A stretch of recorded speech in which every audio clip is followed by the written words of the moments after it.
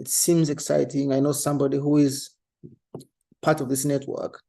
I'm proud to be a friend to somebody who is a fellow in the network.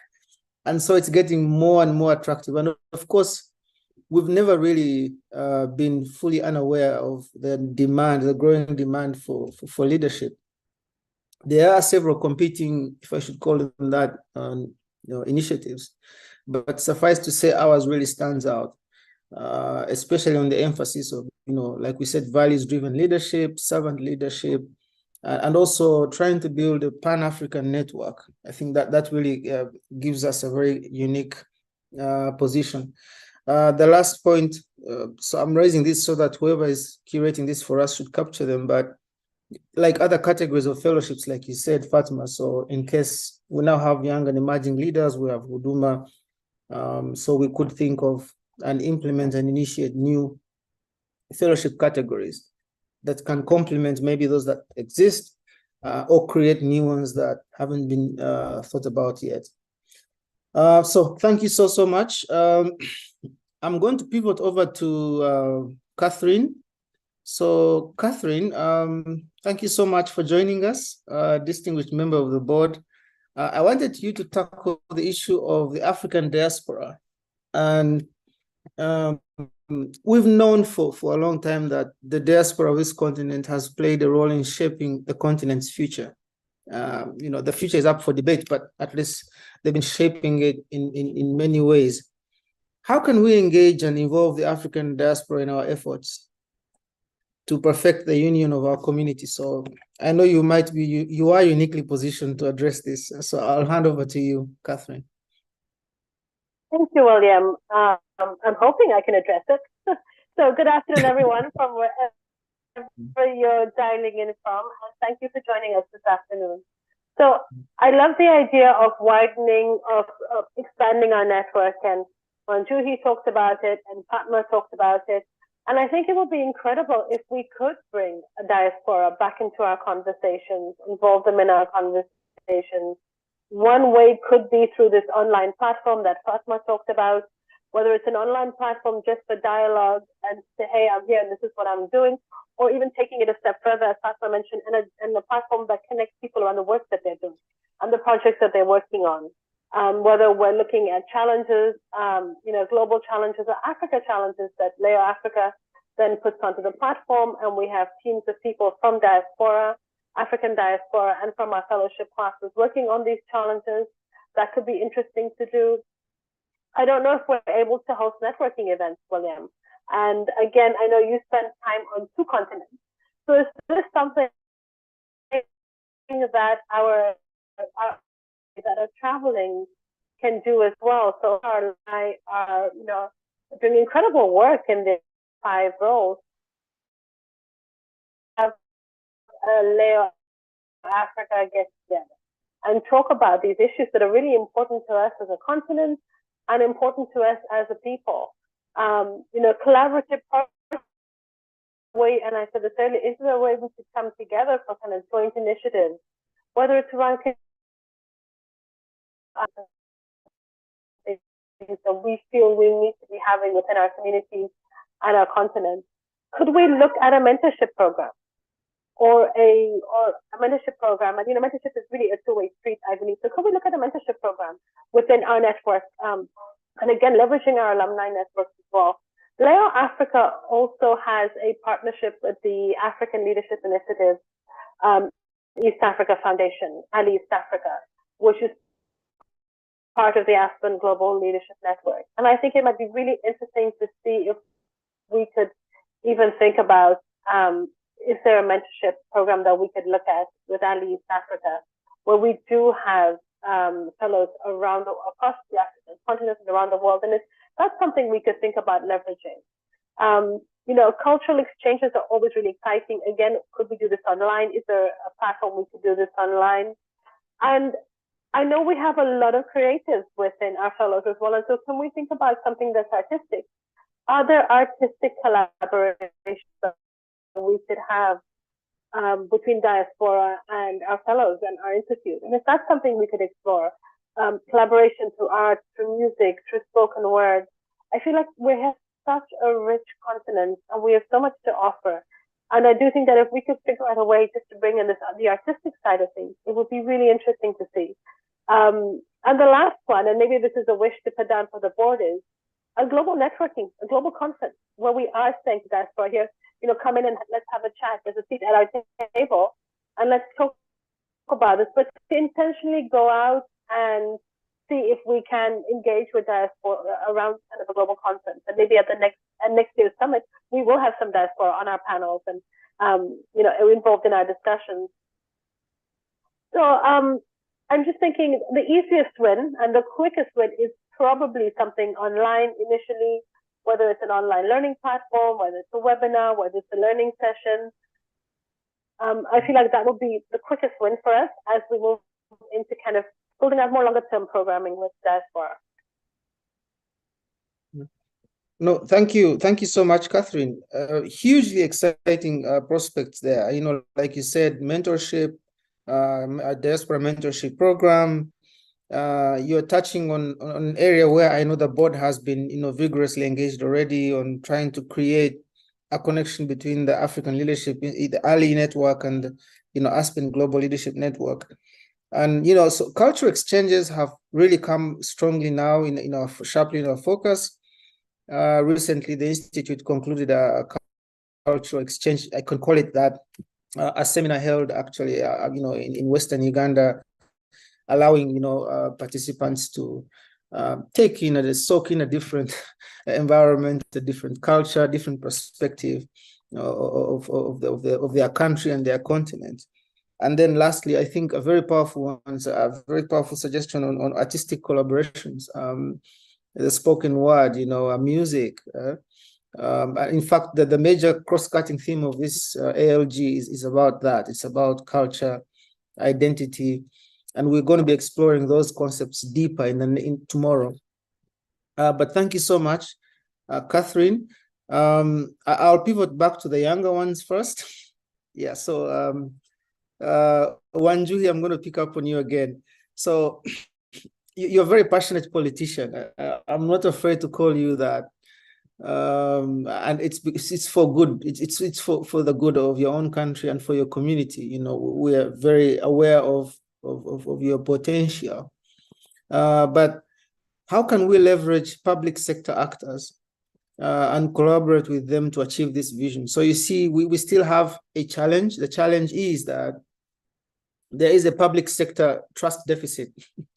And so to that extent, there will be a hesitation to work with the public sector because we do not want to pivot the network into areas that are very either contentious without adding value to the network, or where we have a tension between our values as a network and those of a public sector whose trust deficit is very debilitating. So I just wanted to hear your unique viewpoints on that, and we can take it from there. So over to you. Yeah. First, I don't even think I'm qualified to call myself a politician, because the definition of politician as we know them on the continent carries a lot of baggage. So I would rather shy away from calling myself a politician and just call myself a leader, an active citizen. I'm a proud daughter of two civil servants. My mother retired this year as a teacher. She's been a teacher all my life. And my father was retrenched during the Moi era. So I have benefited tremendously from the hands of great civil servants. Working in the public sector or working with the public sector is not a crime. I always say, like now, the issue we are dealing with as a country is rampant corruption. If you look at our dailies for the last 1 week, it's been a case of 17 billion lost, or, it's corruption. But corruption does not happen in a vacuum. There are enablers, there are people who participate, and it's from the person who takes the smallest amount of money to the person who takes the huge bulk of the money. And it will be very naive of us to assume that something like corruption will entirely end. I'm at a point where I've made peace with this. that we need to institutionalize it and maybe call it and give a fraction and say maybe 10% is a finder's fee. And I think in the UK this happens. But there is the Huduma Fellowship that the network has started, because I always believe that there will always be remnants, and it doesn't matter. There will always be remnants. And the solution is not to shy away from working for and with the public sector.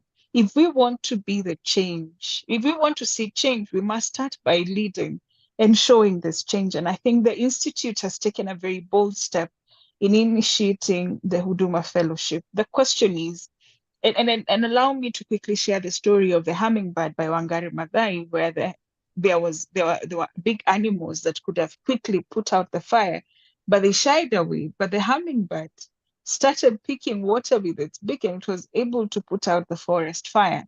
And we must be willing to be that hummingbird. And I think the question is, how do we ensure that we spread Huduma Fellowship in Uganda, but also in other Eastern African countries, because it's needed. Honestly, I ought not to say this, because on the purposes of this panel, I need to be optimistic, but I have given up. Like, I honestly am at a point where I don't think Africa can be saved at this point. I am tired, and I'm being very, very realistic. Because even the young people who want to get into public service, they know that they're getting into public service to become wealthy. The quickest and easiest way to become a billionaire in Kenya today is by joining the public service, because you know you will be able to get deals, and out of those deals you become a billionaire. It is not manufacturing, it is not rocket science. You know, you get into, and when you get into government and don't make money, people think you're stupid. Because the idea is for you to get into government and get rich quickly, steal money, and it's such a disgusting. You know, when you vie, I vied last year, and people expect you to have money to give out handouts. We have moved away from policy-based, from issue-based politics, people-centered leadership, to a very selfish kind of leadership. It's disgusting. And I'm actually working on an article that I intend to publish, because I'm at a point where I don't think Africa can be saved. And we are saying we are moving from where to where. We are not. Honestly, I think we are moving from worst to worst. And we need to get to a point where I think we need a second liberation. And this is liberation from ourselves.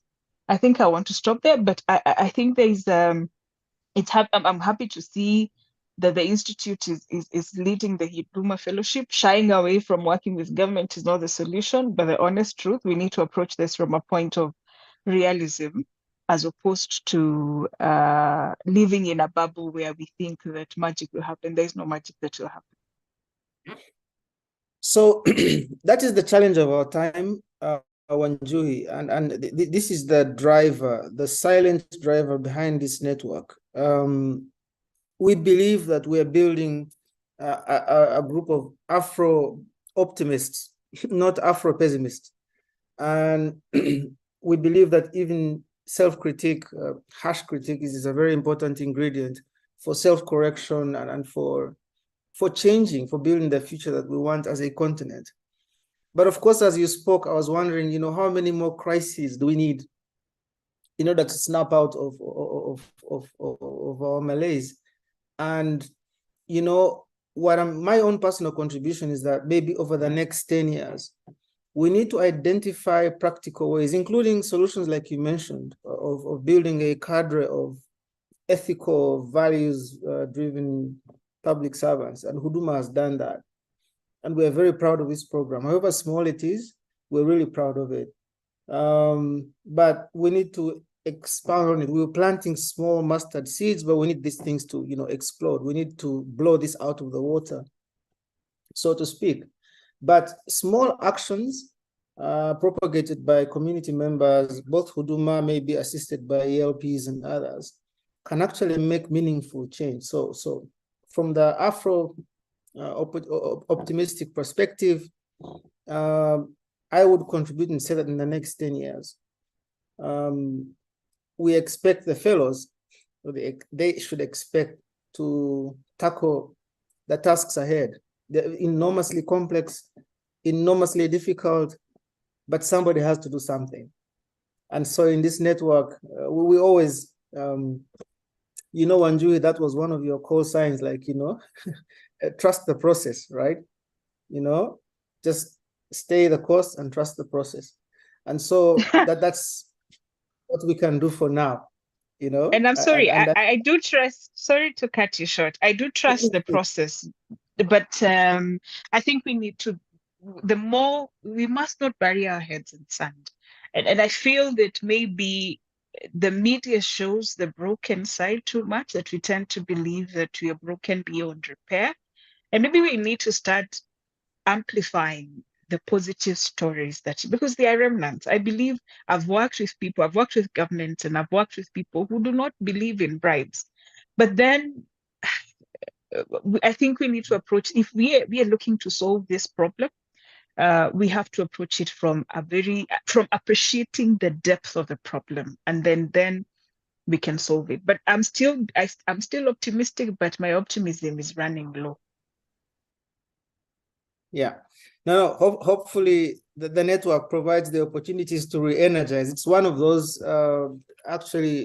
initiatives that we're thinking about, how to provide a platform for regular reunions. And you've already done really well as fellows. And so we have no doubt in our mind that this fuel that's needed to keep the fire burning isn't in short supply. And so now I'll pivot to Fatma again. Fatma, I'm going to ask you about cultural and linguistic diversity. So from your perspective, how can we leverage this diversity as a source of strength in building a more unified African community? So the network has done really well in building a fellowship across different countries. We haven't covered the whole continent yet, but we are proudly associated with fellows in Somalia, in Zambia. We have associates, the way down South Africa. We have Uganda, Kenya, Tanzania, Rwanda, and even the DRC. So cultural diversity, how do we enhance that? How do we build a stronger connection? How do we weave this to make ourselves a much stronger network over the next 10 years? I'll hand over to you. Thank you so much, William. As I was trying to reflect in this question, I feel like our differences is also our biggest strength. And I usually joke about this. I say, as much as we don't like to hear this statement, but I usually joke and say Africa is the country, in a sense that not to demean what we have, but to appreciate that we are coming from different backgrounds, but much as we are very different, same as we have a lot of similarities. If you go to Kampala, if you go to Uganda, if you go to Nairobi, if you go to Kenya, if you go to any other city or country in Africa, there's some similarities that you could relate with. You could just say, oh my goodness, this reminds me of something back at home. So in that context, I usually feel like Africa is a country, like we have a lot of similarities. And even if you look on our challenges, like the political challenges that we are having, education challenges we are facing, etc., the leadership challenges we are having. So there's a lot of similarities, unlike of our differences. So question here is, how can we capitalize on those similarities, but also on those differences that we're having as the continent? And for me, I felt like the solution could be, for the Institute could capitalize on the cultural exchange programs, like having a program where we could take different group of people from one country coming to explore another country. I appreciate that the way we are doing the YELP seminars, like we have to travel to Uganda, and that's a good way of us learning also the culture there. But it shouldn't just be there. It should be like a rotation of different countries and intentionally going there, not only for learning leadership, but for experiencing the culture and the diversity that we are having at the continent. So I feel like it's a very great opportunity for the Institute to take lead on that area, like creating programs for the cultural exchange program for these leaders in the network and others who are not yet in the network. In that way, we'll be able to learn and transform our knowledge and skills and the culture experiences and ways of lives that we are having, which are different from where we are coming from. Yeah, I think I'll stop there. Yeah, thank you so much. And there's a common thread between what you mentioned and what Catherine contributed earlier. You know, so as you strengthen one aspect, you know, trying to emphasize, like you said, what brings us together more, and you know, less emphasis on what separates us, but looking at what separates us as beautiful, as different, but but there's a common thread. We are all Africans. I think for me that's a very powerful insight. And indeed, in the origins of the network, really the origins of the Leo Africa Institute, we had actually hoped that we would give you as fellows the opportunity to go out there and actually travel. Like we wanted to give that as an assignment. So, you know, you leave Kampala or you leave Dar es Salaam and travel to the remotest part of your country, or travel to northern Zambia and then do something there. Hold a meeting, spend a week, study the culture. A week is not long enough, but you know, enough to, put together a few tidbits here and there about what the commonalities are and what the differences are. And of course, given the fact that resources are scarce, we had to settle with a very practical way of connecting people together. And we've done tremendously well. I can say that without fear or favor. We've had you travel to each other's capital cities. We've had you now with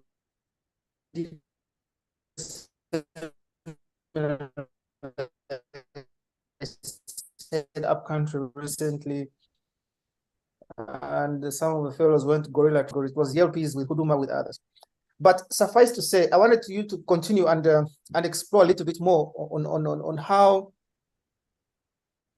So if we use the network to bring people together, over the next 10 years, how do you see the evolution of this diversity, you know, moving us from strength to strength? So I'll explain why. Yesterday we had a seminar, we had a very eminent elder, the former IGG of this country in Uganda, and a member of parliament, and an originator in many ways. And he spoke to us about cultural diversity and linguistics, and he made a statement and said that we are all minorities where we are. So there's really never a big majority in any country that you go to in Africa. Somebody can do the research and come up with some numbers. The largest tribe in a country might be 16% or less. Okay, so in that sense, everyone is a minority. Secondly, everyone has visited everyone else to some extent. Okay, there's intramarriage, you know, cross-fertilization, you know, synergies here and there. And so I wanted to tap into your mind a little bit more about that. Given your unique perspective, how do we leverage the fact that we are also quite heavily fragmented? None of us is a majority, especially in sub-Saharan Africa. Maybe I may not speak too much about Northern Africa, sub-Saharan Southern Africa. But how do we, for example, we're thinking of building networks across other African countries. And so we shall bring in more and more culture into the network by that definition. So how would you advise the network to build on that growing diversity to become stronger and stronger? That's a very interesting question, William. I think as the network expands and conquering more countries, which means also having and be intentional about appreciating the culture diversification. So we could have perhaps session in the programs that at allowing members of the network or the fellows, if the program is about the fellowship, allowing the fellows to speak about their culture, and also not just we have been doing this we have been doing this We in have the been year. doing this every year. Hearing the echo. I'm not sure if it's on my side or everyone is getting. There's a bit of feedback. Okay, it's okay. You can talk now, please. Continue. Okay. We have been doing this in the year programs where we would have like maybe African night when we could tell the stories, but it's not like in a way that we could go deeper and appreciate the culture, the culture that we are having, and how those culture have played a significant role, either maybe in getting the freedom of the country, or they have played a very significant role in giving the liberation of the country. So I think we could be more intentional in that aspect of either designing the program that gets into deeper root into appreciating the culture of a certain country or community and the role it has played to give us the Africa that we are currently having, and how can we really enhance and preserve that culture. I know there's the issue of languages, there's the issue of dances, etc. So how could we incorporate all of that in that program that is very intentional into appreciating the diversification? I think that's the thing that I can think of on top of my head for now as the best way for the institute to go about it. Fantastic. In fact, one of the other ways to complement your suggestion is to read a lot more. In the recent past, about 3 years ago, we actually intensified the reading aspect of the fellowships. So we saved a bit of the headache. But we have a book club now. One of the Huduma classes has a book club, and they regularly share literature and text. And one important way of learning a little bit more about different cultures is to read more about it. Of course, the physical aspects, the intersection of, being physically present with a different person is definitely way more powerful, and listening to the spoken word. But reading for me is a contribution. Is reading does specifically justice to addressing certain nuances, culturally that you would miss if I met you from Tanzania. Lovely person, we connect, but there are many things that I still don't know about your culture, and there are many things that you wouldn't know about my culture. So I just a contribution to your suggestion there. Wanjuhi, I wanted to hear your opinion on that too, by the way. What do you think?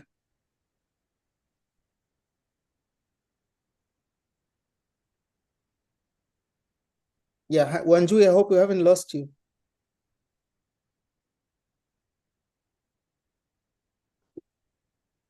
Amri, could you kindly check on our panelist? But then I would like to take a moment to welcome you, Emmanuel Chirunda. I see you online. If you can either wave or say a quick hello. Yeah, I am here. Can you hear me? Yes, fantastic. Yeah.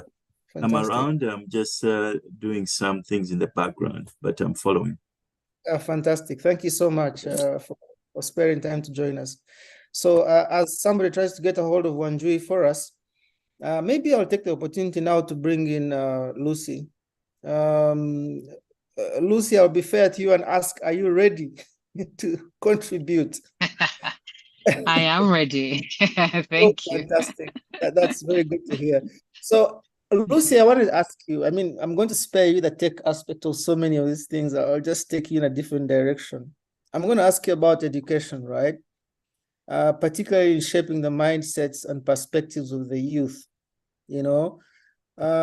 We've had this term Pan-Africanism bandied around for quite a while. And a commitment to the unity of the continent. We have so many things happening that are pivotal in a sense, that are going to shape the next 10 years, both politically and economically. But there's still a deficit. So do we have an educated workforce? Are we telling them the right things? Are they listening to the right sound bites? Are they, imbibing material that is going to shape that African that we want? And so bringing it down to what the relevance of the question is, how that will help shape the network going forward for the next 10 years. So over to you, Lucy. Thank you, William. I hope you can hear me well. Having connectivity challenges here. It's great to be part of this annual leaders gathering, and it's really been interesting to hear from the speakers before me, especially the Yelpies. Really encouraged to hear the ideas, and if I could pick up from there as we speak to the education component. And you raise a good point, William, around Pan-Africanism, which surely at this point has to be, hi everyone, I am not a robot, so just proving proving that right now. So I'll go off video. But the element of research that Wanjuhi spoke about, and before that, she talked about how when she came into the institute, into the program, she felt like she had found a strong family, a genuine family. And really that speaks to the quality of Yelpies that were in her class and in her experience. And, as they typically say, a safe space for her to be, and others to be fully themselves and really cultivate everything out of the fellowship that they were with and the network that they were able to gain through the process. And so when I think about that strong sense of family that Wanjuhi feels, and I look at my 3-month-old twin girls, I wonder, I truly see the urgency and the opportunity for the next 10 years to really be built around that strong family and that genuineness of people that truly want to lead this continent and are not only talking about it, but already doing it, right? We don't need to have a position, to have an office, to be a Pan-African, to be leading, to be making a difference. And so, as they say, to whom much is given, much is expected. For the fellows, whether it's Huduma or it is the Yelpies or any other person, what can we do to really provide that education, the values that we've come to learn about through this program, the values that this institute stands for, the vision from which it was created. But I ask myself, what is stopping us today from doing that, if there's anything stopping us from doing that? And how do we do it, realistically? When I think about, institutions like the World Economic Forum, where members pay a hefty amount to be a part, I wonder, because to achieve a lot, to educate, to reach more people, to get to 55 countries on this continent, to have fellows from 59 countries requires resources. And we are even limited in the sphere of how many fellows we can have based on the funders that we get. And when Julie mentioned, research that comes from outside the continent or led by donors, what can we do ourselves to fund that research? What can we do ourselves, especially as people who have gained from this network, to invest in resources or contribute resources in this institute that would allow for us to reach fellows from all 55 countries? And obviously that starts at home, right? So Fatma talked about other Yelpies in Tanzania. How are they interacting today? Could they come together and sponsor another Tanzanian or several Tanzanian to come to the class? Because we don't have to have a small Yelpi class or a small Huduma class. All that is dependent upon resources. And, you know, education really is the best investment. And we do it in various ways, you know, through mentorship, through this fellowship and other areas. And I'm really, you know, and I would love to hear from the Yelpies themselves and others who have gone through the fellowship programs. What do we really think realistically we can do, right? Because it's one thing to say we need to do this, and it's another thing to really actually lead in doing that, and be the solution to the problem that we're seeing, or the opportunity, like I like to, you know, because once you look at, you know, Wanji mentioned, sorry, Wanji, for picking on you, she mentioned just how sad, you know, she feels looking at the situation at home.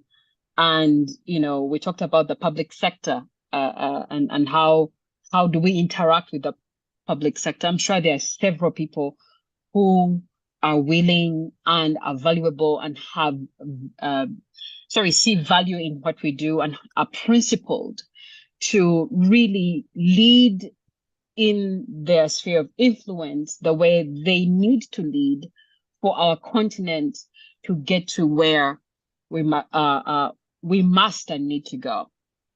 And the last point that I want to make as we think about education is, especially since, William, you mentioned that people-centered component. We don't have, it's not that we don't have plans and we don't have a vision, right? The Pan-Africans who came before us were really people-centered, were about lifting people out of poverty, ensuring that African resources are invested in Africans, that we buy African, we wear African, we eat African, we do all these things, right? So that Pan-Africans that we even have within the Institute, I've seen the gift of Thomas Sankara, a painting of Thomas Sankara being given out. And he stood for, he spoke to that Pan-Africanism, he lived it. And so how do we do that as well? And we can each champion the national or regional continental initiatives that we see can really make a difference for our people by educating ourselves among those, or even, about those, or even starting our own, right? Right now, I'm obsessed with the Africa Continental Free Trade Area because I do see it as the only and best opportunity for us to integrate as a continent, to really harness the wealth in the resources that we have, which is both mineral, every product that we have, but especially our people. So can we get educated on the benefits that come from the promise of the AfCFTA that we want to achieve by 2035? Do we know what is in it? Do we know where our country, our government is at in making that happen? How can we mobilize young entrepreneurs to truly band together and develop products that can be sold within their village and beyond their village, whether it is within Uganda or across this 1.4 billion strong market that we have, right?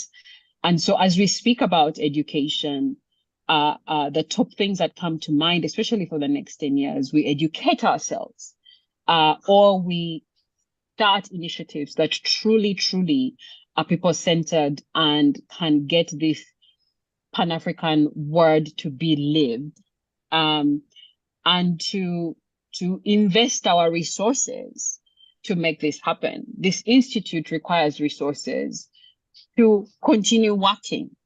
The fellowships require resources to continue growing. And so as we have been recipients of those benefits and that genuine family that we find solace in, comfort in, that we go to for mentorship, or we go to for encouragement, or for ideas. And we invest our own resources in ensuring that, basically pay it forward, in ensuring that others too, including at least a fellow from every single one of our union members, to be part of it, and therefore continue to grow this network in a meaningful way. Sorry, and last point is on partnerships.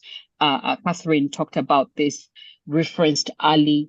How do we collaborate with those networks that we are all connected to really build out this network, to mobilize resources, to grow the impact in people's lives, as we have heard from Wanjuhi, how this helped her. And I imagine that's the same. So I think the challenge for us is, what do we need to do? How do we do it? How quickly can we start to get it done and really get to doing it in our everyday lives for the benefit of this vision of Leo Africa? Really, we only have one continent, and it is for us to lead it with urgency to get to where we want to go. Thank you, William. Thank you so much, Lucy, and just some very valuable nuggets you provide there. To be a Pan-African, you don't need an office. You know, that comment hit home. Education is the best investment. And then I like the way you positioned education as the glue that will keep the network together. So self-education, especially by the fellows, is one way of propagating the network, strengthening it, but also sort of like educating other Africans to understand. Yesterday we had a session in our Yale class as we finished on how to cultivate momentum around a specific goal, you know, and to get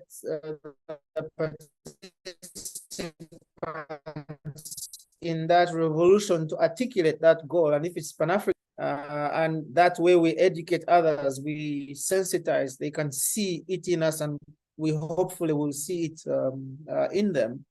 And then, you know, the people-centered aspect that most of the panelists had spoken about, that's a cross-cutting theme, because then sitting on all these valuable resources without doing an in-depth diagnostic is a reflection of the people. What do we do with them? How do we exploit them to our advantage? We don't need people to lecture us on how to do this. We should be doing it ourselves. And so thank you so much, Lucy, for that. I had wanted to bring in Njoroge. I hope you're now connected. You had a bit of trouble with your connection. Yes. Yes, Wanjuhi, you're a young African. What are your sentiments on Pan-Africanism? You listen to Lucy. She basically challenged all of us. We have to pay for it, right?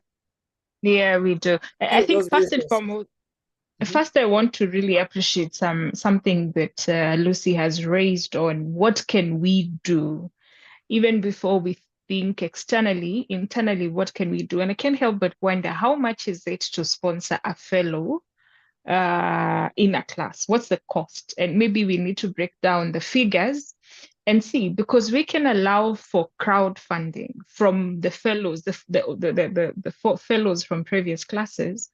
I'm a beneficiary of this. Fellows donated $100, $50, $30, and that helped my campaign. And I'm wondering, can we have a simple system? I used PayPal and it worked. Of course, they take a lot of money, because I think they take 3.5%. But what is the cost of sponsoring a fellow for the next fellowship? Because I think we need to start from what can we do internally. And as Lucy is saying, there are all these things that we need to do, but we need to start doing, and we can start with baby steps. Maybe we can have a discussion of how much does it cost to sponsor a fellow, and we can say maybe as the Kenyan fellows, we have to sponsor one fellow or two fellows to attend the next class. So this includes the cost of running an entire fellowship for our students, and maybe that's a conversation we need to have, and then we can break down the cost. Pan-Africanism.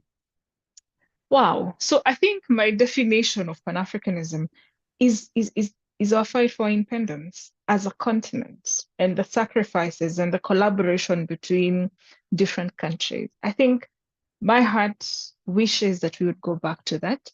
And I worry a lot because even student politics, which previously in the 90s in Kenya, when we were fighting for multi-party democracy, was led by students, but that died.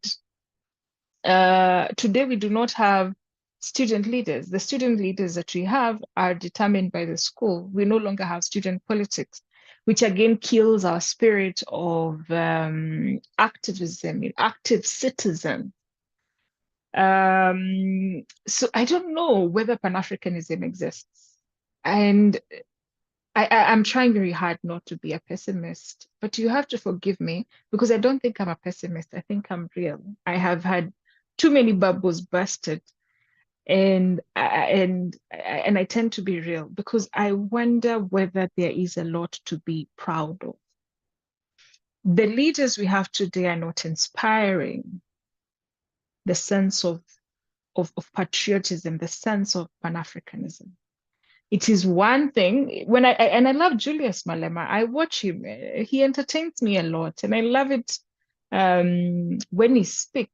When he speaks about Africa, it's inspiring. But I always question if he became the president of South Africa today, would we see anything different? Would he be any different from the leaders that we have today? So I think there's a problem of lack. The leaders that existed when Pan-Africanism was Pan-Africanism, those leaders inspired you to take action. They motivated you to take action. And I'm not saying that we have to sit and wait for that to happen. Ultimately, it is us to get tired and say, enough is enough. We have to stand up and have a second liberation, because I feel we are captivated. We are once again colonized, but this time by people who look like us. But for that to happen, there has to be people who are willing to die, willing to pay the painful price. And I'm not sure there's somebody who is willing to pay that price. And I'll give you a simple example. When it comes to civic engagement, one of the things that we ought to do is to register, show up to vote, and also stay on to guard the vote.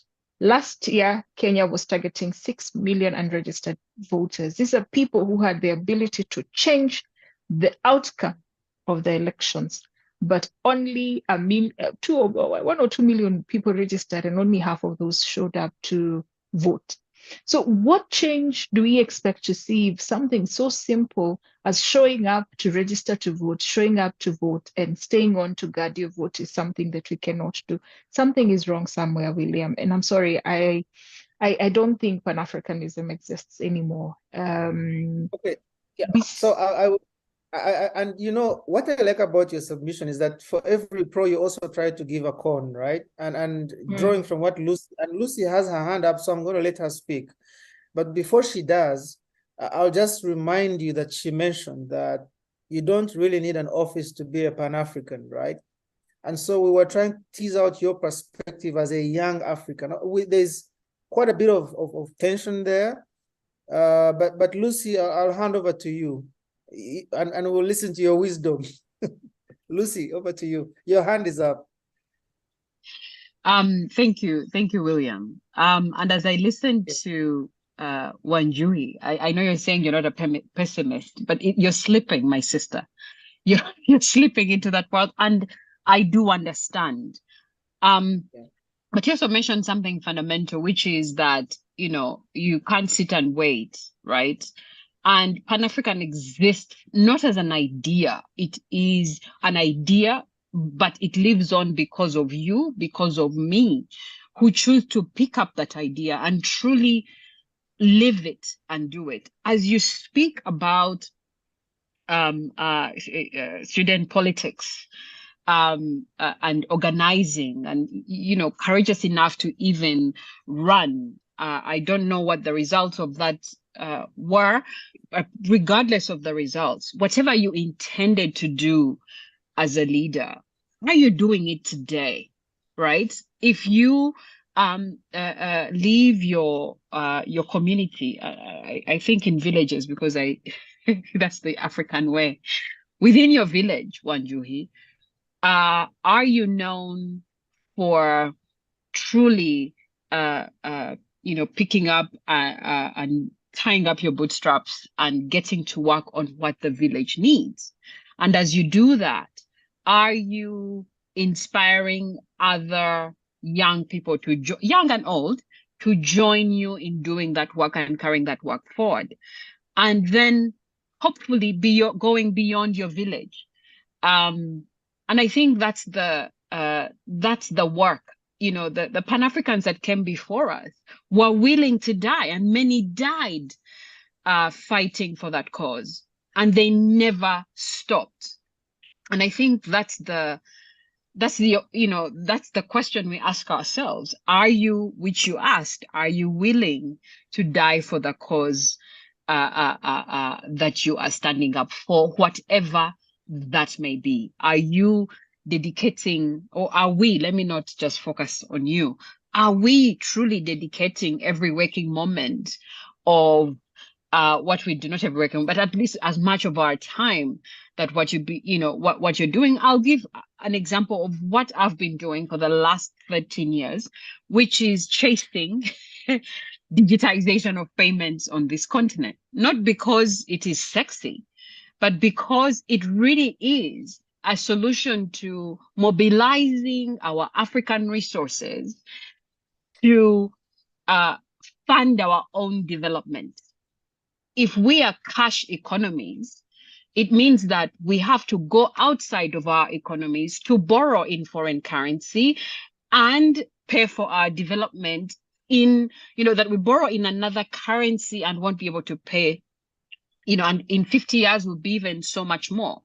You mentioned you're using PayPal, and yet we have PesaPal that is Kenya developed. We have several solutions that are developed on the continent for payments that we could utilize, right? So these are the things that we can do. I was watching something that someone shared on this Israel genocide against Palestinians. And I think it's trending right now, the letter from Bin Laden and how people are realizing he was right. I've not read the letter. I'm just seeing that it is trending. But many people have been calling for boycotting this, boycotting that, anything that is attached, that is funding the injustice that we see. And so, and people are in the streets, they're protesting, they are being arrested violently, they're doing everything that they can to get their government to hear. Granted, government is yet to listen and actually do something about it, but they're out there. And I think the same goes for us. What are we doing? When does it stop? My pursuit of digitizing payments started here in Rwanda, started with government payments, then it went to consumer payments, then it went to 33 countries in the job that I did next, and now it's covering 55 countries in the work that I'm doing currently. And I remain committed until I see that happening. And as unpopular as it can be in many circles, I still remain relentless in this pursuit and seeing it as a means to an end, a means that gets Africa's resources, which we have, into Africa's financial instruments upon which we can borrow. Now, of course, there's the politics of the day that can use those funds with no intention of paying citizens back for their hard-earned money, but it really is work that we have to do. And so it goes back to, what is that idea that you believe in, right? For Sankara, it was for everything pertaining to made in Africa, utilized by Africans, using African resources. He shared it in the African Union. He said he could potentially lose his life for even advocating for one African market that we buy from ourselves. And indeed, 3 months later, he was killed. And so how do we, what do you believe in as a Pan-African? How do you live it? How do you instill that in others, in your children, so that it doesn't die? I think that is the work that that we have to go. And please don't allow yourself to slip into pessimism. I think mostly, organize and get to work and do the best that you can while you're here with what you have. And if we collectively do the same, maybe things can change. And I really hope that it takes one person to get started and then the movement grows. When I started the Cashless Rwanda campaign, it was very unpopular. But when I go everywhere in the corners of this country, every single person has the ability, not every single person, but at least most people have the option to pay digitally. And we don't stop working until every household has the digital tools to be able to choose to pay digitally or be paid digitally, especially if I want to now sell to this dream of a market that we are building. And I really hope that the network of Yelpies and Huduma Fellows and everyone attached to this institute can get behind this building of this continental free trade area that didn't just start now, didn't start in Kigali in 2018 when the agreement was signed. It really started back in 1975, 1960 something, when the OAU came together. This was the vision, and we can make it happen, and we each have the opportunity to make that happen. Thank you, William, and sorry, Wanjui, for for focusing on you, but I was hit hard by some of the statements that you made. Thank you. No, I'm sure Wanjuhi is a big girl, and she has her hand up, but I just wanted to also acknowledge that some of our participants are sending comments in the chat room. If there are any specific questions you have for any specific panelist, please feel free to post. I will read out the question for them to read out. And we have about, whoever is keeping time for me, maybe I have about 12 minutes. So this would be the opportune time to actually tease out a bit more. So Wanjuhi, I'll hand over back to you, right? Yeah, no, thank you so much, sorry, Lucy. I hope we haven't lost her again. No. Can you hear me? Okay, please proceed. Yes, very well, Yeah, no, very well. No, Lucy, I'm grateful and I really appreciate. I think one of the things that we must consciously do in the next 10 years is ensure that we don't lose these conversations, because at times we forget the target of where we are going or the destination, and we might veer off. So it's important that we continuously have these conversations to remind ourselves to stay true to the cause. But then as I sit here, I'm asking myself, when is it that we pause and look at what we have achieved and whether we are really, whether it's really a destination? When do we have an honest conversation without fearing that having an honest conversation may appear as pessimism? I think I last year I had a bubble burst. I was a firm believer, and I'm still a firm believer, but I think I have gone out and I have interacted with my people, and maybe Rwanda is different, but I have interacted with my people. I'm a daughter of a village, and I have done a lot of work for my village and other villages. I've done a lot of work. And honestly, I am proud of my achievements this far. But going forward in the next decade, the question at the back of my mind is what can I do differently? And where are we going wrong? Because the honest truth is that there's something wrong, terribly wrong. And unless we start having a very, very honest conversation of what is going wrong, because there is no way we can continuously, and allow me to speak to politics, because this is my recent attempt at breaking the glass ceiling. I've tried it in other spheres, but this is the one that's closest to my heart, and that is making my heart bleed the most.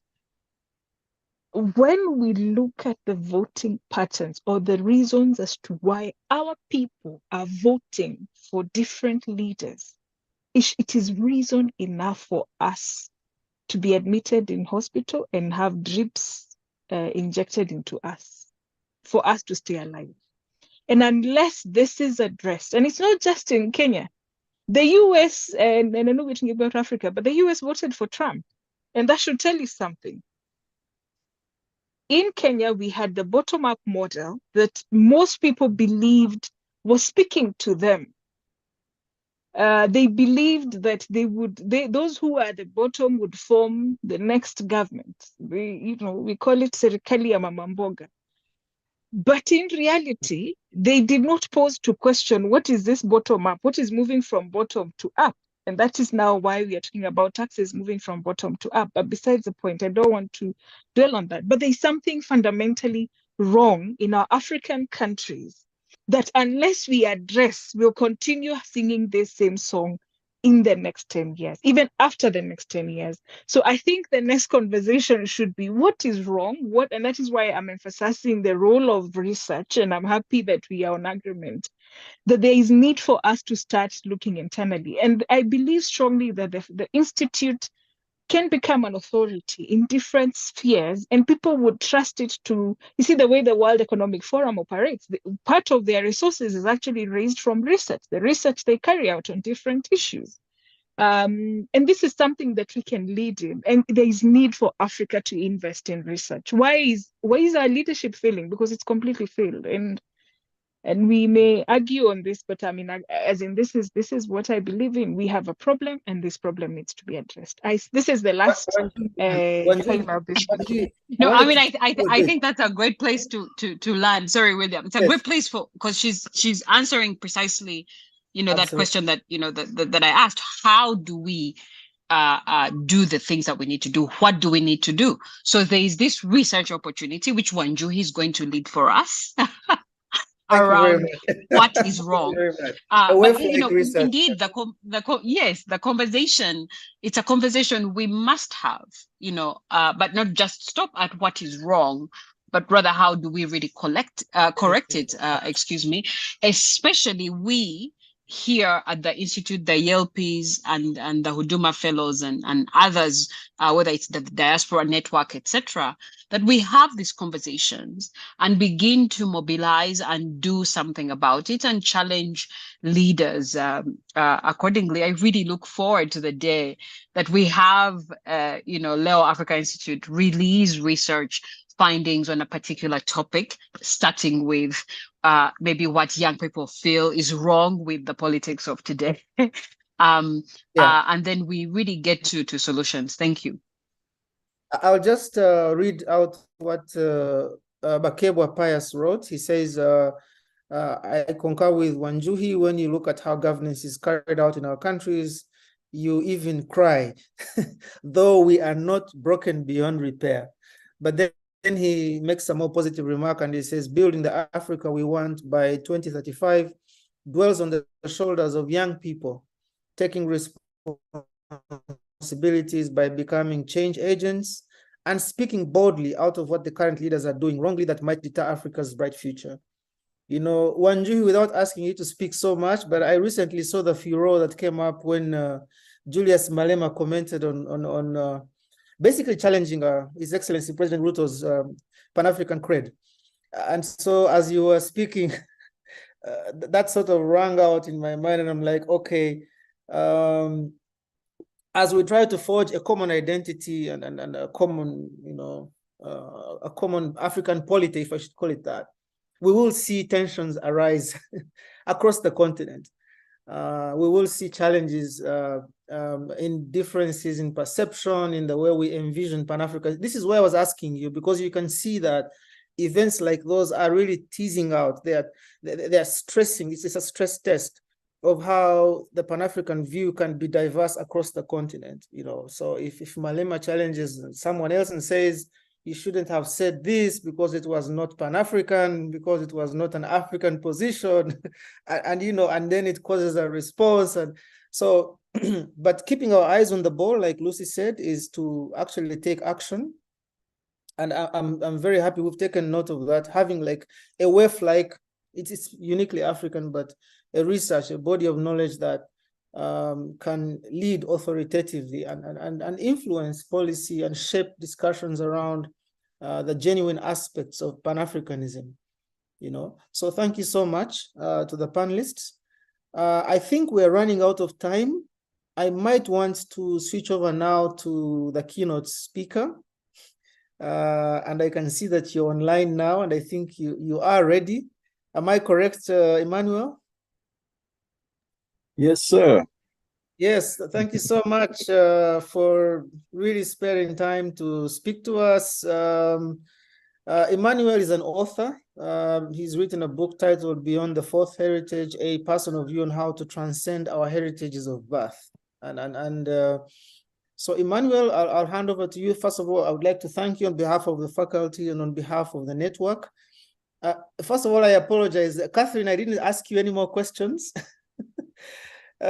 So please don't feel like you were left out in the cold. I really apologize. I have thoroughly enjoyed the discussion today, and Wanjuhi, more power to you.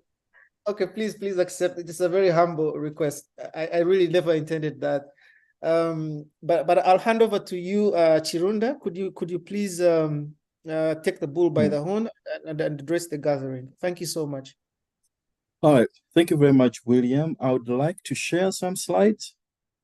Do I have a way to do that? Yeah, Amri, can you make please. me a host? Yeah, make me a host. Make you host. If that's okay. Yeah, but while whoever the host is doing that, I'm very happy to be part of this gathering. It's my first one, and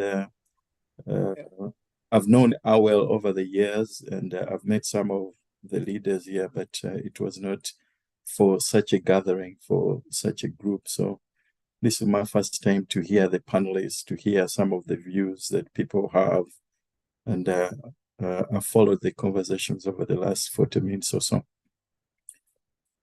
Am I ready? All right. Oh, great. Okay. Yeah. Is everyone seeing my slide? William, Well, if you do, then I can see it, so we hope everyone else can. Yeah. Okay. Good. Well, William, and all the other people, thank you so much for this special invitation to give the closing keynote address to the Leo Africa Institute 2023 Leaders Gathering. I'm really humbled by this invitation, and I don't take it lightly. I am so many things, and I've done so many things, but for you to recognize me for the writing of my book, Beyond the Fourth Heritage, is something that brings me great joy. The subject of my address is how identity and self-awareness are important parts of the process of moving ourselves, our countries, and our continent forward. This subject is actually exactly the topic, not of my book, Beyond the Fourth Heritage, but rather that of my first book, The Fourth Heritage. I wrote The Fourth Heritage in 2009, almost 15 years ago, to specifically answer the question of my personal awareness and identity as an African and how I could move forward. Awel and the team, are you sure you guys did not read The Fourth Heritage and craft the subject of this talk? Because I was like, wow, this is exactly what I wrote. Either way, ladies and gentlemen, today's topic is one that I feel 1000% qualified to talk about. In fact, Mr. Fajil Mande told me that I am an authority on this subject because I've written 3 books and 2 papers on it. I'll tackle the subject from both the initial insights I had 15 years ago, plus what I have researched and made conclusions about in recent years. You can see my keynote is in 3 parts, in about 10 subsections. So, everything, self-awareness and identity, they are everything. Not most of it, but everything about how one can move forward. This is an eternal fundamental truth, but it is also a subjective truth because I believe it. That's why I wrote The Fourth Heritage. And I said in that book, The Fourth Heritage, that self-awareness is the tree of knowledge. Without self-awareness, ladies and gentlemen, you cannot have deep knowledge. Definitely, you cannot have deep knowledge of your brain and your thinking. Additionally, you will lack the mental eyes to see what moves society and how the wider world affects you. In a word, without self-awareness, you are blind. I connect the topic of self-awareness to identity like this. Self-awareness is like lightning, while identity is like the thunder that comes afterwards. When you come face to face with who you are, either in the mirror or when you have an aha moment, that moment is like lightning. It is a quick instance of consciousness that flashes through your body and mind. But if you're attentive enough, you start hearing the thunder. The thunder is, how do you identify yourself now that you are aware of yourself? When you read The Fourth Heritage, you will become aware of who I am. But when you read beyond The Fourth Heritage, you become aware of yourself. Now, how you define yourself afterwards, that is up to you.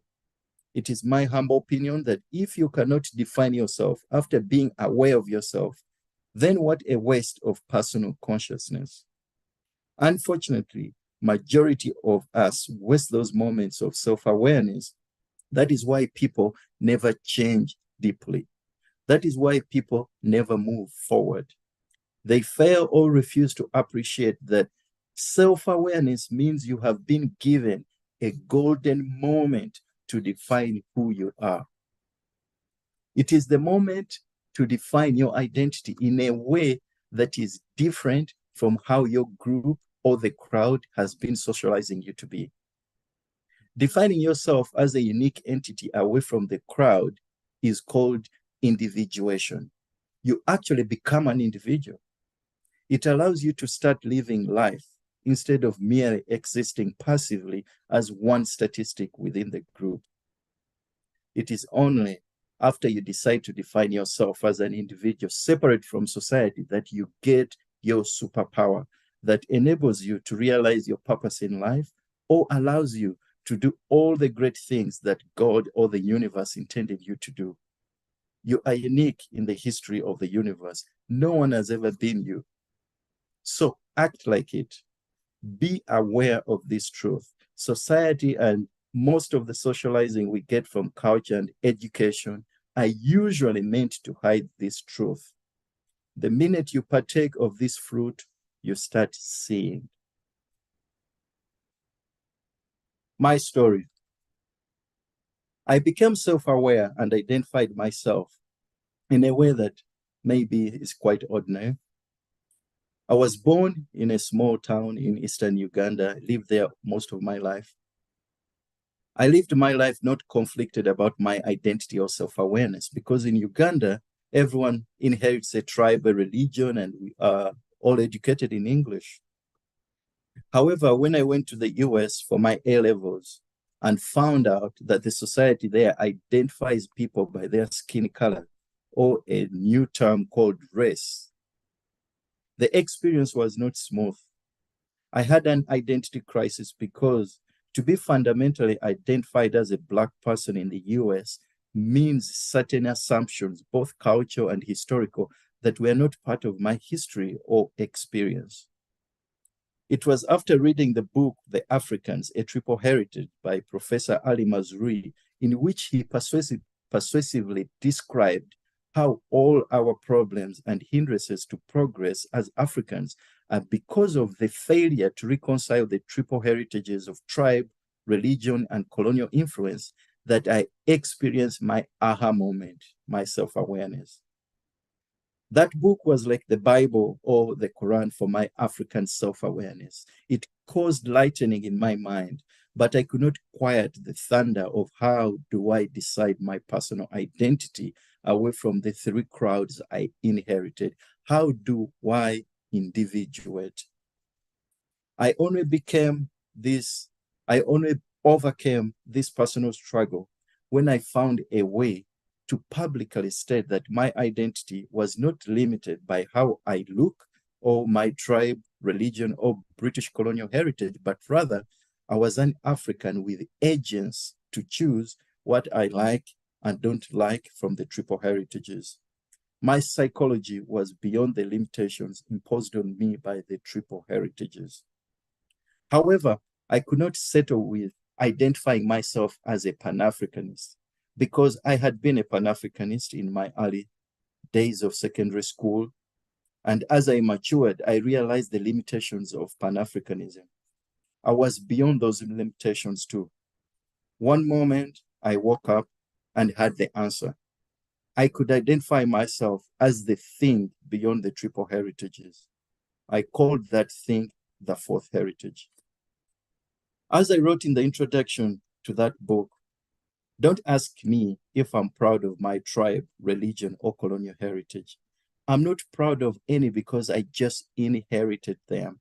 However, I'm proud of being a fourth heritage African because I can logically tell you the negatives in the triple heritages that I don't ascribe to, and I can tell you the positives from the three heritages that I ascribe to. I am an individual. There is no one in the world like me, and the struggle is personal. Ladies and gentlemen, that is how I moved forward regarding the subject of self-awareness and identity. The fourth heritage became my superpower that has guided my life ever since. How you can use self-awareness and identity to move forward. How you can do it is the subject of my 400-page book, Beyond the Fourth Heritage. While the Fourth Heritage book was about how I did it, Beyond the Fourth Heritage is about how anyone can transcend the triple heritages. Because the subject is so crucial, I also created a 200-page version of the book that I called the Uganda edition. And if you can't read either of those books, I wrote a 40-page paper called the EDSAC Framework that you can download for free on our website, www.fourthheritage.com. And if you can't read a long paper, last year I wrote a 10-page paper called Mindshift 2090, which you can download also for free. Given the effort I've gone to make my thoughts clear on how anyone can move forward, I feel I have nothing to add to this topic. The only way people move forward is by putting in work. If you can put in the work to read, if you can't put in the work to read or travel the world to have experiences that make you change, then keep praying to your God. Maybe that way you'll find the way to move forward. But if God does not help you, then unfortunately, you will stay a lazy African scum who feels inferior to non-Africans, who believes that you are an eternal victim of history and is powerless to change things, and who internally hates himself and does not consider himself super worthy. You will stay living blindly like a sheep in the tribal or religious herd, always just following leaders blindly as they take you to your spiritual and sometimes physical death. How David and Vivian did it. I'd like to briefly highlight two young people, David and Vivian, who have changed their minds and moved forward in regard to their self-awareness and identity after coming face to face with the fourth heritage ideas.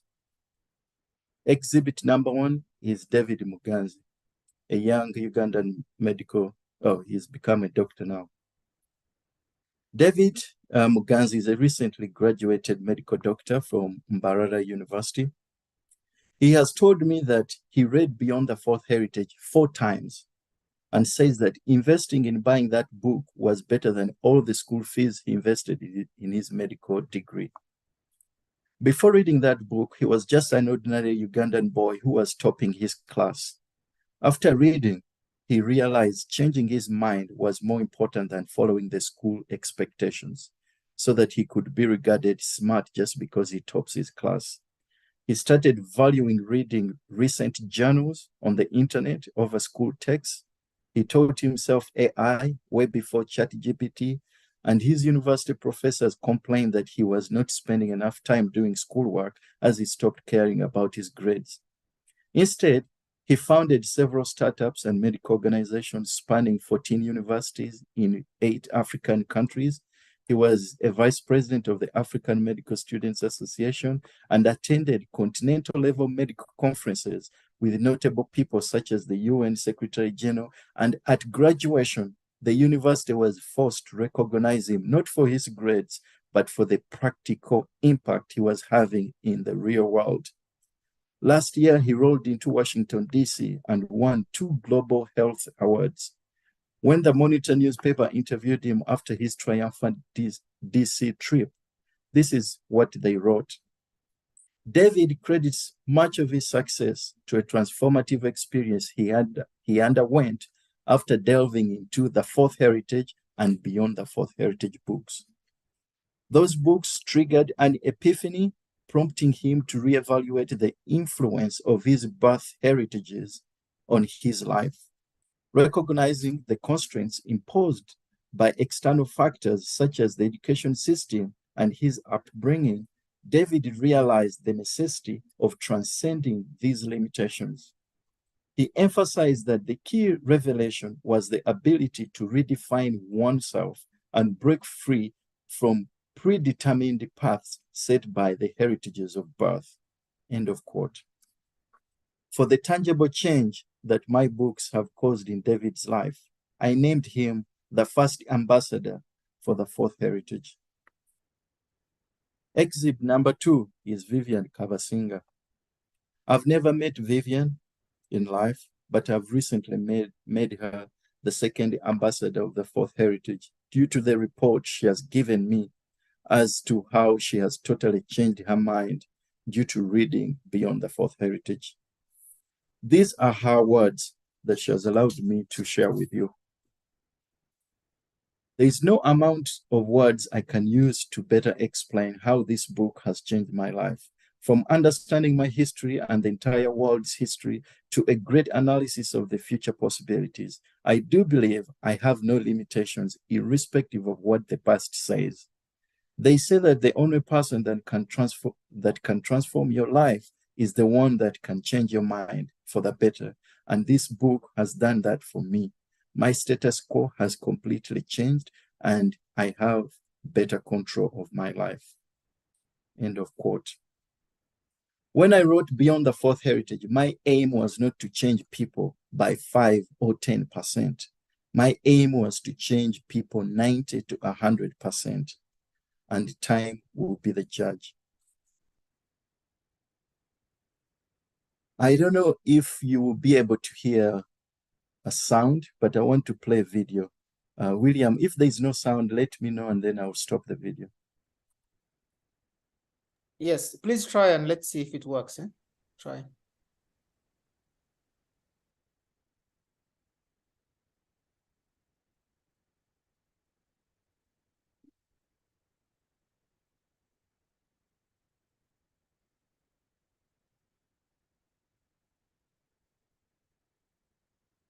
So we seem not to be able to hear your audio. I think it requires a bit of technology to make it happen. Like there's a way you have that. No problem. Let's go ahead.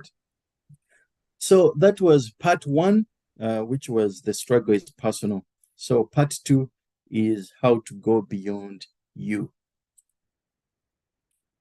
When you move beyond your personal struggle or experience, and you start to engage with a wider society, my advice is that you need to start from the simple, then grow to the complex. This is the scientific way. We all know the traditional scientific method, which is that you first make an observation about the world, then you test out things in the lab, in a simple experiment, And it is only when that simple experiment bears fruit that you then go on to generalize and make a theory or a statement about the wider complex world. The second example of the principle of starting from simple is the startup analogy.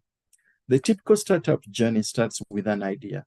You as an inventor or entrepreneur have an idea in your head. Then you need to make a simple model or prototype to see if your idea holds out.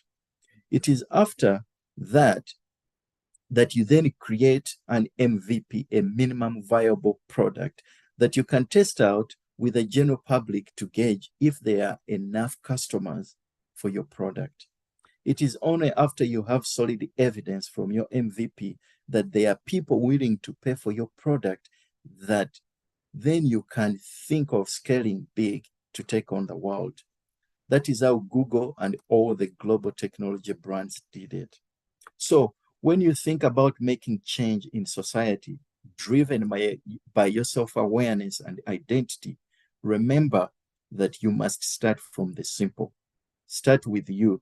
Spend some time, some years on your mind, and record some tangible success before you go out to try to influence the wider society.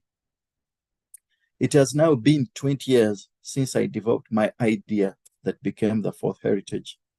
20 years. But I only created my MVP, the Fourth Heritage Initiative, last year.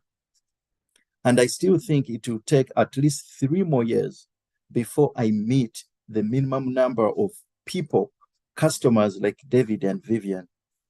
It is only when I see a couple of dozen people actually change due to my ideas and I get reports that I will then start the program of scaling.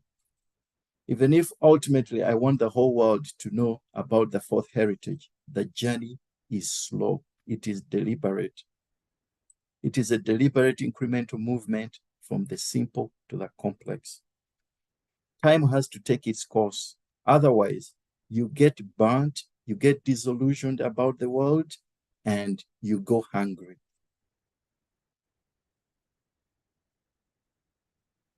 The folly of country and continent. It's unfortunate that when it comes to solving African problems, many of us fall into the mistake of doing the opposite of the scientific method. Many want to start with the complex, then come to the simple. Whatever idea you think you have about your country or continent, implementing it on the continent or country is 1 billion times more complex than implementing it on yourself. I believe it is easier to make $1 million, which is about 3,000 billion shillings, yourself. It's easier to make that than make a commensurate influence on country or continent. So don't kid yourself. Start simple. First, change yourself. I hope you can appreciate why, according to the Fourth Heritage Proposition, almost all our African national and continental solutions fail. Everyone has things backwards. I recently heard the renowned Pan-Africanist Pierre Lumumba tell the obvious truth that just as more than a dozen African declarations have failed historically, so too will Agenda 2063. He said, he is no Hebrew prophet, but he can bet his life on it. This is all too obvious.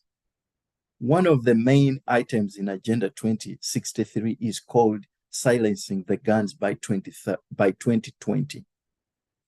On a scale of 1 to 10, how much has that been achieved?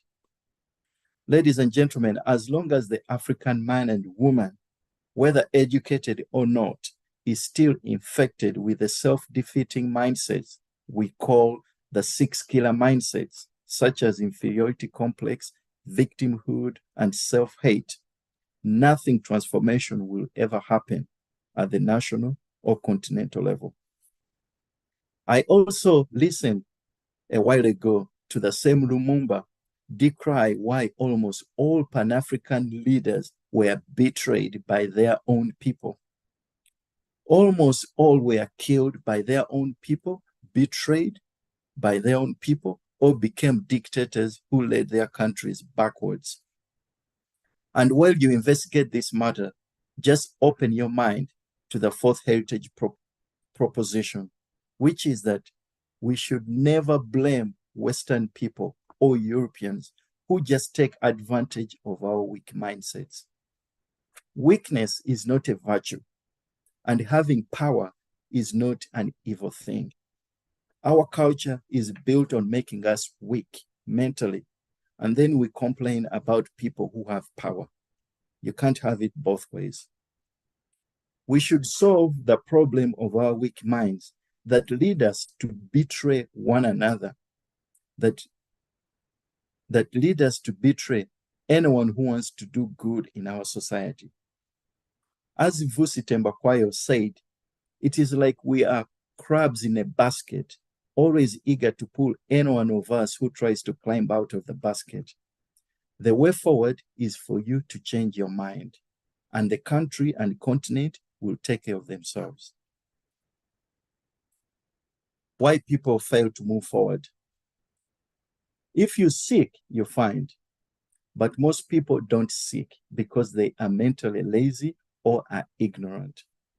In this day and age, you have all the opportunities to know the correct knowledge, so people have no excuse to be ignorant. I can equivocally say that most people don't move forward in today's age because they are mentally lazy. Because people are lazy, they blame others. It is fashionable and politically correct for Africans to blame colonialists or white people or the West. In my books, you will never read that I blame anyone, not even the colonialists or white people or the West for anything. Why? I choose not to. Because I have agents, I choose what I want and what I don't. Why don't I blame anyone? It's because I want to win. I want to have the right mindset that can make me win. You must be 1,000% in control of your mind to have the chance of winning. And the minute you blame someone else is the minute you give up power onto someone else. One of the greatest wisdom from the Chinese civilization is what one of their ancestors wrote more than 2,000 years ago. Quote, "If you blame other people, you will never run out of reasons, good reasons to," end of quote. Europeans and other people who are ruling the world are humans just like you. The only advantage is that their ancestors left them a solid foundation of written traditions and post-tribal nations that they can easily organize to dominate the world. What we have to do is solve our ancestral error by starting to write and also get dominant identities that are beyond the tribe. As long as we Africans stay defining ourselves by oral tribal identities or this and that dance instead of written ideas, I can assure you, you will forever continue blaming anyone but us for our lagging behind. Don't blame. Instead, rescue your ancestors. The way you do that is by writing. That is the fourth heritage way. And rescuing your ancestors has nothing to do with the past. It is 100% about the future, about how your grandchildren's minds will be structured. Ask yourself, why do we speak English as Africans? The answer has nothing to do with colonialism. No. If it was colonialism, then the colonialists have to come and make us to stop using their language. The correct answer is that we have failed to write our languages. The correct answer is that we don't have written languages. The correct answer is that our leaders choose not to put in the work to have written languages. Anything you blame colonialism for is just an excuse so that you don't bear the responsibility for the hard work. You are just lazy in your thinking and imagination. The last part, this is your moment. Only action makes you move forward. The greatest action that has progressed human history is the act of writing. It is writing by some British people that created my country, Uganda. It is writing that created the great religions that many of us embrace. It is writing about our triple heritages that will move us Africans beyond the ancestral era to become post-tribal peoples who will create real nations that will give us true collective identities. Without that, we shall continue embracing and cuddling the blame game. Not all of us can write, I know. However, all of us must become readers. Not passive readers who read books just to show off or as some sort of mental masturbation, just to feel good. We must become critical readers who read any books with sharp eyes and a pen to cross out anything that does not put us Africans at the center of the story. If anything reads that Africa is not the center of the world in terms of time and space, cross it out. It's not true. If anything reads that Africans have to be saved by non-Africans, cross it out. It is not true. If anything reads that Africans have to be identified by their skin color instead of their minds, cross it out. That is not beneficial. That is the only way reading is good. Otherwise, if you just read passively, you are only going to be indoctrinated, usually by European and Arab ancestors. This is your moment. This is your moment to choose what action you can do to move forward. These are two paintings from some anonymous ancestors from Uganda from hundreds of years ago. On the left, in the first painting, you can see that they painted their hands on some rocks. In the second on the right, you see that they painted themselves. After thinking deeply about why such people did these paintings, it finally dawned on me.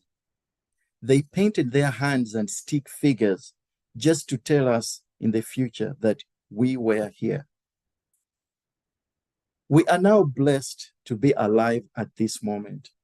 We are blessed that we can write, we can read, we can use the internet, and so much more. The challenge for you and me is to decide, are we going to continue being like our miserable ancestors who were conquered, colonized, and enslaved, and all they could do was use primitive ways to communicate to us? Or are we going to realize we are the future ancestors?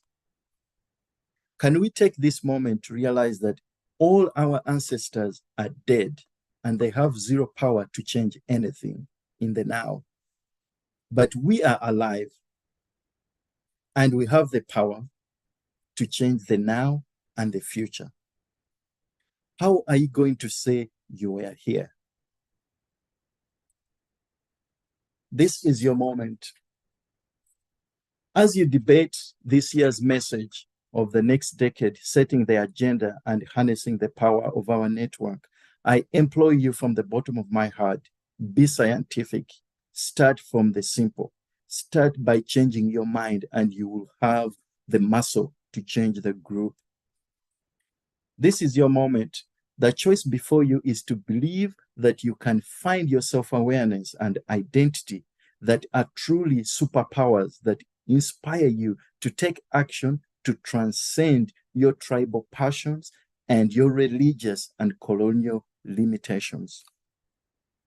Don't be those lazy African scums who spend a lot of energy finding good excuses to blame others, not knowing that they are the future ancestors and their lack of creative action is the harsh judgment on their grandchildren. This is your moment. Do you take responsibility 100% to act, to be curious, to get up and do something? Or you want to comfortably hug your excuses why you are powerless and those people are powerful? In this era, you can grasp all the knowledge you need to move forward. But it is up to you to decide, do you want to move forward? I have written before that people fear being powerful more than being weak. That is why it is so easy to make excuses so you stay weak and poor and ignorant. But if you are not afraid, then go get the knowledge and it will give you the superpower you need to change the world. Remember, as you go on your journeys of self-discovery, it is not enough to be self-aware. You must create yourself. Everyone looks himself in the mirror and can see their nakedness. I'm not impressed by your nakedness. What impresses anyone is how you decide to dress, how you decide to carry yourself, how you decide to communicate, to act. How you decide to create your identity is you creating yourself and is second to none. The choice is yours. This moment will never come back. You'll never hear me on this day talk to you about what I've talked to you. Life is just a series of moments. And when you decide to put more meaning in one moment over the other, so does your life progress. Stop hiding under your triple heritages or clothing your nakedness with European and Arab ancestral stuff. It's not enough to escape our intellectual orphanage by blindly adopting non-African ancestral stuff. This is your moment in history to decide to rescue your ancestors, which has nothing to do with the past, but everything to do with how you create yourself so that your grandchildren can read that you were here. Thank you for your attention.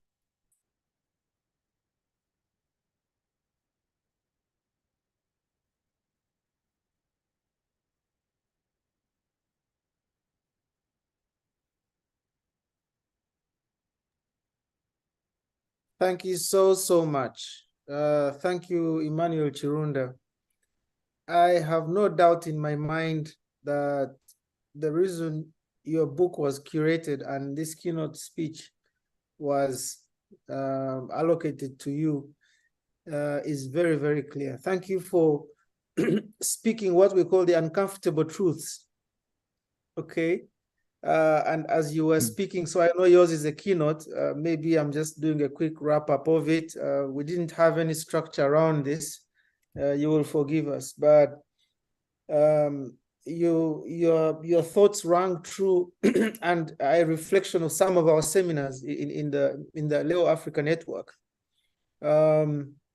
We've often repeated that Africans are the only people on planet Earth that don't have an empire mindset. If they had one, they never nurtured it. Okay. It's just excellent what you're saying.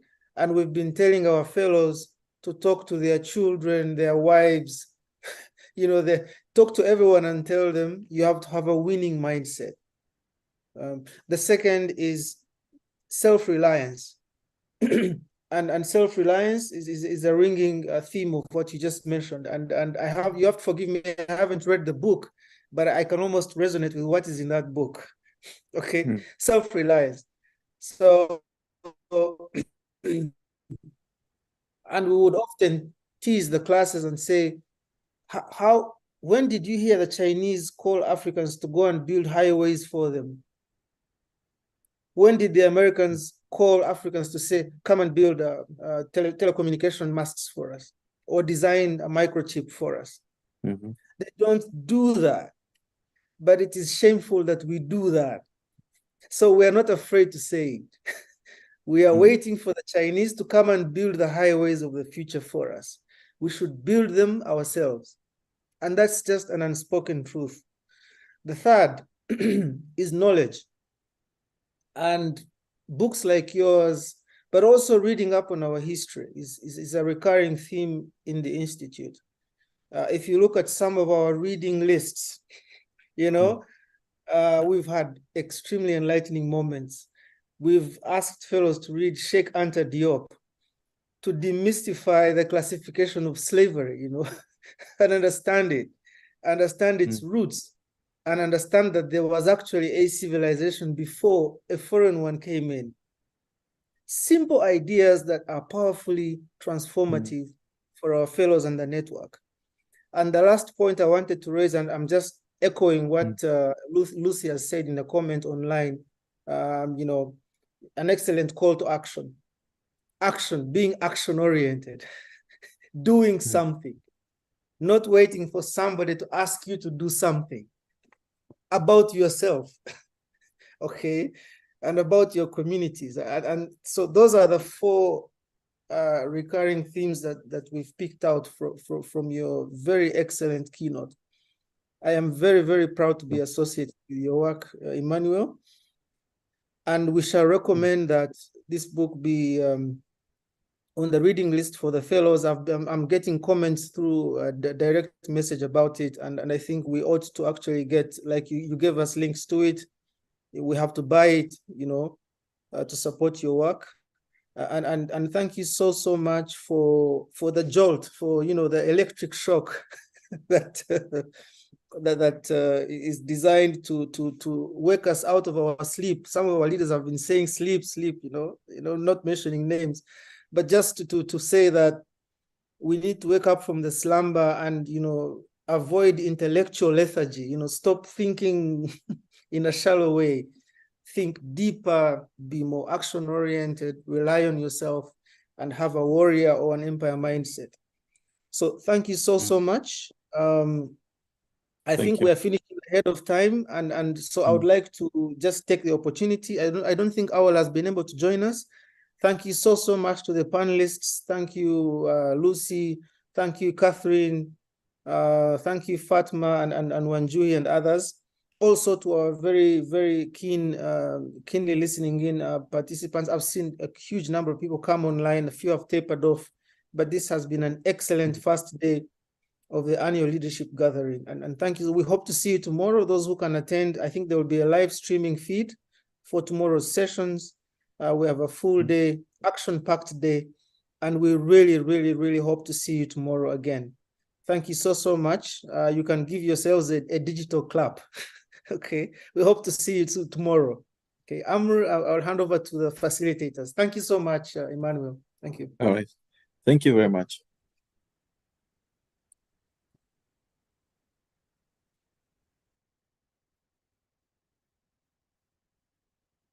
Yes, so thanks a lot everyone for an amazing first day to the annual leaders gathering. This sets space for our conversations tomorrow in person at Padis Kololo. I want to thank Wanjuhi and Lucy. That was such an amazing conversation. I don't think we expected it. So, you know,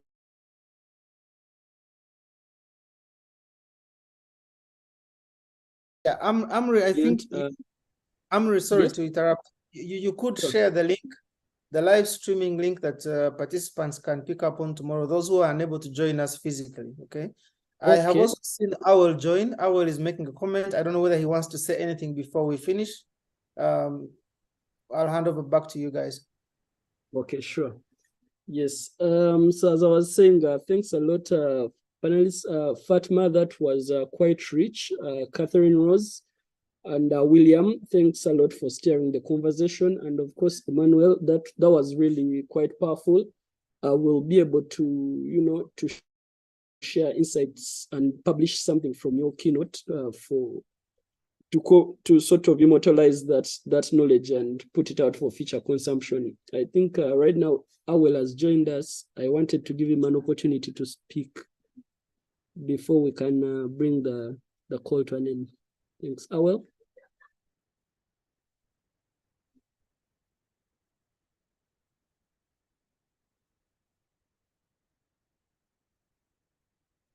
Okay, just the time. Yeah, I think I just saw a message from him. He says no comments for now. Okay, we'll No comments. interact with our two. Yep. Yes. Okay, perfect. If when it comes to the link, we are going to share a recording of this shortly after the call. Yeah, so hopefully we'll get the presentation and the link to today's conversation. They'll be shared by the end of today. Thanks a lot. Thank you, Amr. Thank you, everyone. Thank you. Bye.